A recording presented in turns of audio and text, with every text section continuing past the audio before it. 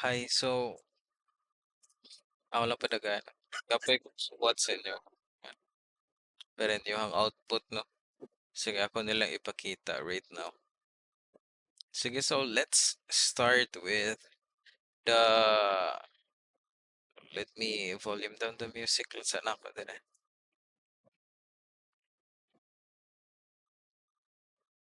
Okay, so let's start with the tables you need, no? So I will give you the scripts on this one later. So, nakay employees nga table. So, ang imuhang need ra no kay kuan ra kanang kini ra employee ID, first name, last name, position niya, then base salary and hire date mo na siya. And another table that we have is for the employees. Oh, employees naman din na siya, no? So, dire na lang ta sa payments o payroll periods. So, iyahang gibutara dire kay kuan ang kano sana kana nga payroll ihatag like June June 1 to June 30 ana nga payroll period kana gitrabaho ninyo nga adlaw nga bayaran mo ana kana ra siya nya pangan sa period kana sa mag-start kana sa mag-date mag-end. Next nga table is kining payments. So bayad nimo o sisweldo nimo for that payment o payroll period. So nara kay payment ID, employee ID comes from employees a table. Payroll period ID diri sa payroll period gikan. Amount paid based ni siya sa salary o kano sana siya gibayad. Kano sana to na siya gi-generate kay automatic na once na mag-generate bayad na siya diretso. Okay, pakita lang ako sa inyo. So first dirita sa employees one. So balik ta dito. So natin options no to manage employees one, to manage the payroll periods two, to generate the payroll for that specific period is three. Then fourth is to display all the payments.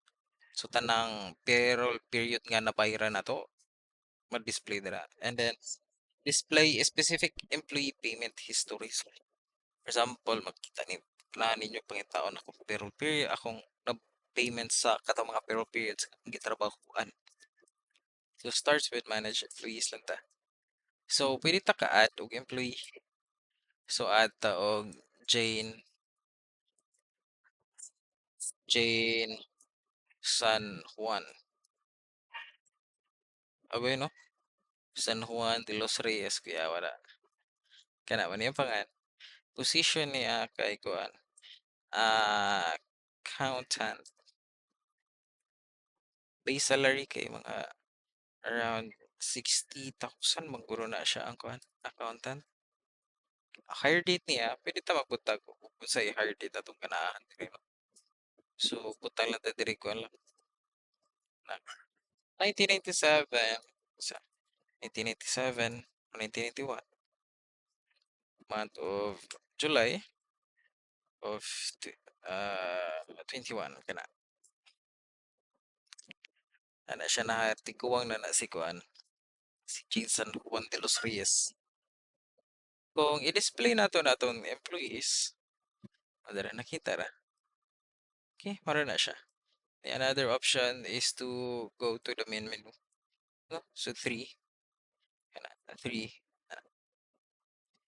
Next point is mag-create tag atong payroll period. So right now is pwede ta ka-display sa payroll periods but currently if mag-select ta dire kuan payroll periods kini siya ang mahitabuan niya kay wait sana sayop gyapon this one oh. So wala ta right now kung ato na pa-display wala siya nakabutang. So we need to create a payroll period lang sa.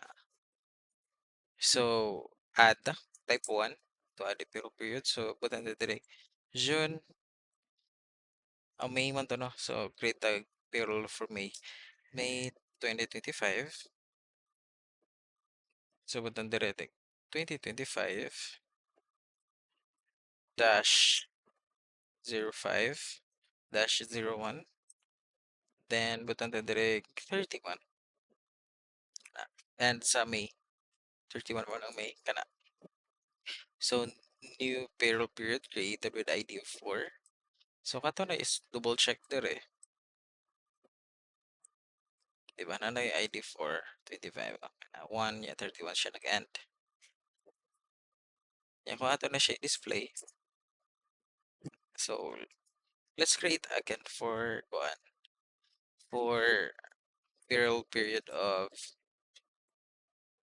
uh June. So type the June 2025. Mhm. Kana siya. So butang na direct 6. June is 6 kana 1. Then June, makumanan June is 30 days mo na siya. Kana. So nanatay bago ka payroll period. In key. Yeah, kung display na to na siya to 2. Kana. Okay. June dara. May na June. Okay. So return ta. This main menu. Sige, so payments, no? Currently, wala pa man tayo payments kay wala pa man tayo nag-generate og payroll for a specific period. So, kung ato na i-go through dito, ato na sa 4, o diba? Empty siya. So, press any key to return. Kana ra siya. Sige, try tag-generate og payroll. So, option 3, no? So, type the 3.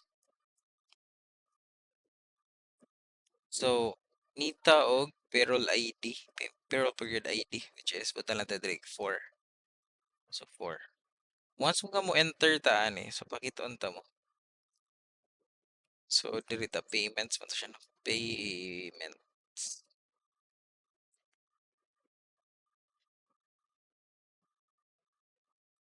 God, is bitch. Aka na. So wala pa siya, no? Wala pa siya sulod. So once nga enter na to ni, ang button ani niya is mag-create na siya og record ani kay na naman tay upat ka employee. So kung pila base salary ato is mabutang na siya dire sa amount paid, yeah, payroll period ID, yeah, asa na siyang employee. So atrap ko anon. So nag-enter ta, payroll generated for period ID 4. Kung ato ni i-select balik, so na ta. Katong upat ka employees na to. So for the payroll period nga May 5, this one which is ID of May 5, May 2025, which has an ID of 4. So puta na ta dire. Yeah, ilang corresponding base salary atong giset atong pag-register sa ilang pangan. Mabutang na dira. Okay?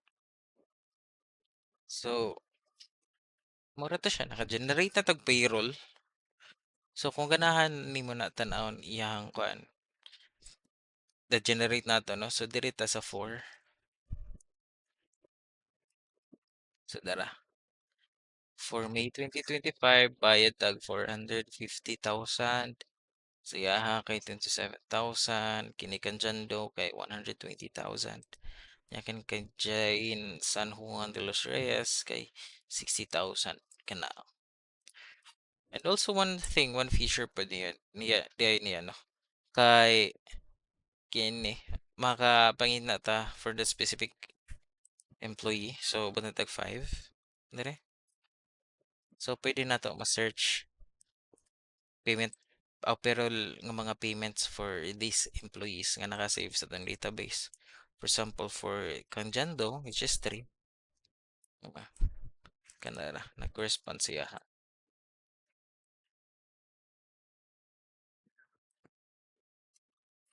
Kana. So, try ta generate og lain para makita ninyo, no? So, 3 generate ta for June. Na enter lang nato ang payroll period ID niya, which is 5.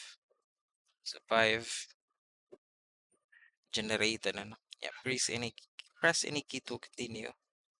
Then display nato ni kining for lansa.